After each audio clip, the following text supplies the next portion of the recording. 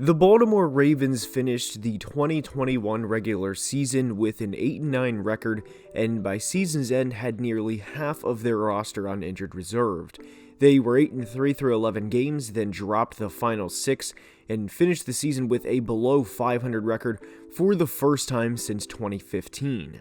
Entering the offseason, there were a lot of questions, such as what type of contract extension will Baltimore offer former MVP quarterback Lamar Jackson, which still hasn't been solved. How will they address the secondary, as safety Deshaun Elliott not only finished the season injured but was a pending free agent? How would the Ravens bounce back in 2022 coming off of all of these injuries? Well, in 3 games, Lamar Jackson has 10 passing touchdowns and has an additional 240 yards rushing and 2 touchdowns. He and the Baltimore Ravens are back, and they're ready to contend for a Super Bowl. And we're breaking everything down regarding the 2022 Ravens in today's video, and without further ado, let's begin. And we are starting today's video by discussing quarterback Lamar Jackson and how he has improved this year. The rock bottom for the 2021 Ravens, from a game perspective, was a Thursday night game against the Miami Dolphins. They were beat by double digits and they could not get anything going all night. The Dolphins had Lamar figured out, and his raw stat line wasn't bad by any means, but it certainly wasn't good either. It gets really bad when you look at how Lamar was in this game when under pressure, as he finished 5 of 13 for 55 yards with a touchdown and an interception. He averaged just 4.2 yards per attempt and was not comfortable all night. Not just for a play or two, but all night. And the depth of targets for Lamar in this game was even worse, as he was just 3 of 11 all night when throwing the ball more than 10 yards beyond the line of scrimmage with just 50 yards.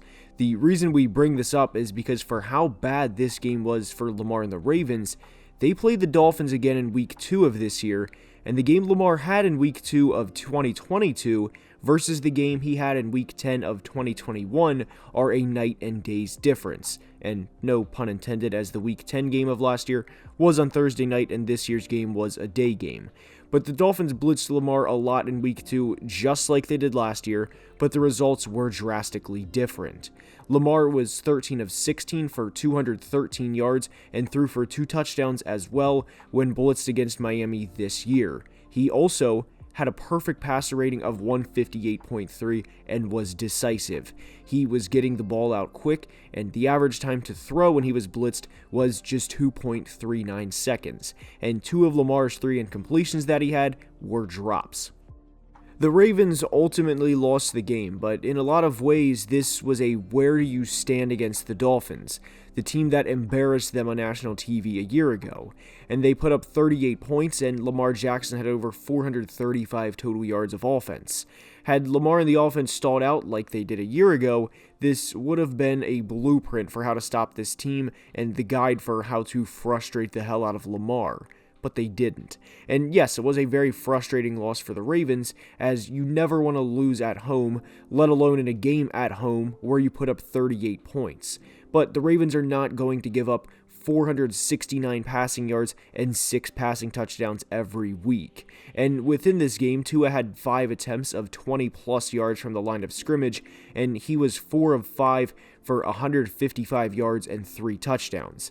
There was an interception out of those 5 throws, and we credit the Ravens for creating a turnover, but the game Tua had is a once-in-a-season, honestly, maybe a once-in-a-lifetime type thing, and the Ravens do not let that happen twice in the same year. Not only that, but the weapons Tua has are made for deep passes and to cause all sorts of problems for opposing secondaries.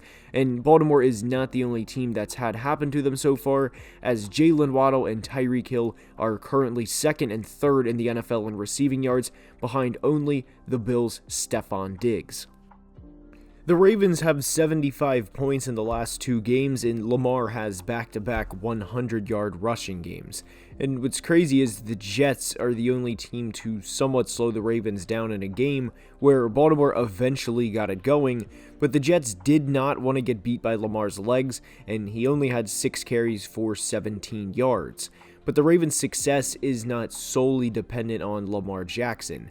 The supporting cast he has at the receiver position may not be the best in the NFL, and it's not, but Rashad Bateman has stepped up this year when called on. He's currently averaging over 28 yards per catch, which will inevitably come down, but has not had a game with less than 55 receiving yards, and that's huge. Everyone knows about Mark Andrews, but having another player on the offense be able to step up when needed is critical for any team's success, not just the Baltimore Ravens. And the same can be said for receiver Devin Duvernay, who, like Bateman, has 8 catches through the first 3 games. Duvernay is also an all-pro kick returner and brings that to his game as well. Everyone was concerned with how this receiving core would play out, especially when they traded Marquise Brown to the Cardinals, but so far it's going according to plan. The Ravens lead the NFL in points, Lamar leads the NFL in passing touchdowns, and they are a couple of missed coverages away from being 3-0. And within this, there's going to be players to step up into bigger roles, like rookie tight end Isaiah Likely, who tore it up in the preseason. And they're leading the league in points without their number 1 running back being fully healthy. J.K. Dobbins had 7 carries for 23 yards in the Week 3 game against the Patriots, and he was predictably not great coming off of a major injury. J.K. will get better over the course of the season as he becomes more and more healthy. There are a few things Baltimore has to get better at on the defensive side of the football, as it should not be expected for the offense to put up 38 points every single week, and I do believe they will get better over the course of the season. It might not immediately show in Week 4 as they play the Buffalo Bills, or even in Week 5 as they play the Cincinnati Bengals, but after that they have an easier 4 games of at the Giants, home against the Browns, at the Bucks, and at the Saints. And no game is easy in the NFL, to be clear, but playing the Bills and Bengals in back-to-back weeks is brutal. But the Ravens can win both of these games against Buffalo and Cincinnati, as if anything has been proven over the first few weeks of the season, it's any given Sunday. The biggest thing that concerns me with the Ravens defense is both health and depth. They lost corner Kyle Fuller for the year already due to a torn ACL and have had to play 4th-round rookie Jalen Armour-Davis at times. And as a 4th-round rookie, especially in the Miami game when Marlon Humphrey left early due to a groin injury, Armour-Davis played about as well as you'd expect. Through the first 3 games of the season, he's been targeted a total of 9 times and has gave up 8 catches for 152 yards and a touchdown. Opposing quarterbacks have a passer rating of 155.8 when targeting Armour-Davis, and it is things like this that worry me, because the Ravens play in the AFC. They, nor anyone else, is going to have an easy ride to the Super Bowl. That does not exist in the AFC in 2022 because of how dominant of a conference this is. If they have more corners go down and would be forced to play a team like Buffalo, Cincinnati, or Kansas City with Jalen Armour-Davis, Brandon Stevens, and Demarion Williams, another 4th-round pick from this year, as 3 of their top 4 corners, they're done. They're not going to be able to match up with these teams. And the same goes for all of the other AFC juggernauts as well, as they, in a lot of ways, would be done if they have a premium player go down. So in some ways, yes, the fate of not only the Ravens' 2022 season, but the other AFC team season relies on health. But as we get into the meat of the season, I don't expect Lamar Jackson to lead the league in passing touchdowns, as I think Baltimore will run the football more as we get into the colder months. And the defense at the moment has given up the most yards in the NFL, but that should be somewhat expected when the Dolphins had the game they did against them. However, I do expect the Ravens to run the ball more as the weather gets colder, because they'll want to wear teams down over the course of a game and keep J.K. Dobbins fresh throughout the game so they can have a true two-headed monster with Lamar and J.K. And this was one of the reasons I loved Baltimore heading into 2022. I didn't think Lamar would be this good this fast regarding the passing part of his game, or more so have everything click the way that it has, because Lamar is a former MVP winner, but I am very glad to see it. Baltimore also at some point should be getting left tackle Ronnie Stanley back, as he has not played in quite some time. The question is when they'll get Ronnie back though, as it is worth noting some Ravens fans are getting very frustrated with him not playing and not being ready. Rookie center Tyler Linderbaum has allowed just one pressure over the past 2 weeks, despite allowing 2 pressures in Week 1 against the Jets, and his progression over the course of the season will be very fun to watch because he has all the tools.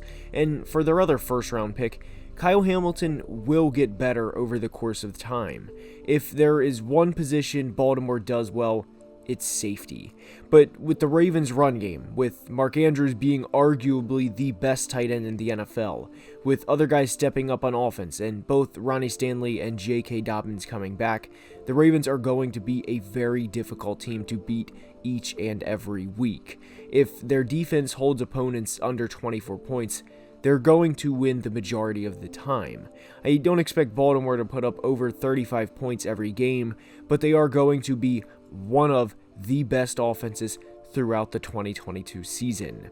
And that's all I have for today's video. I hope you enjoyed. If you did, please like the video and subscribe to the channel, as it would be very much appreciated and help a ton with the YouTube algorithm. And until next time, as always, please be safe and have a great day. Love you guys.